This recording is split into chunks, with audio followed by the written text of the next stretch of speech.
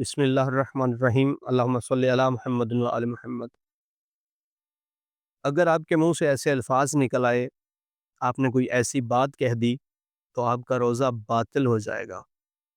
یہ ویڈیو بہت ہی غور سے دیکھنے والی ہے، اور اس بات کو آپ نے بہت ہی توجہ سے سمجھنا ہے کہ کیا ایسی بات ہے جو منہ سے نہیں نکلنی چاہیے۔ تو یاد رکھیں، خدا کی ذات، محمد مصطفیٰ صلی اللہ علیہ وآلہ وسلم کی ذات اور ائمہ طاہرین کی ذات، ان ہستیوں کے اوپر جھوٹ باندھنے سے آپ کا روزہ باطل ہو جائے گا۔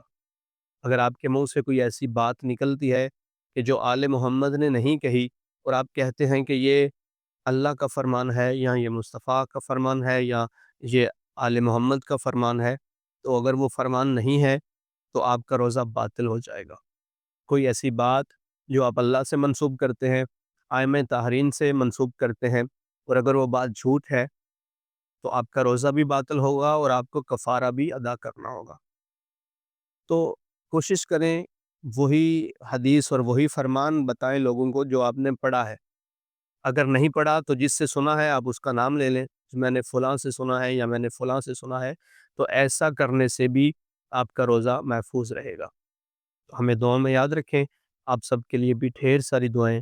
والسلام، اللہم صلی علی محمد و آل محمد۔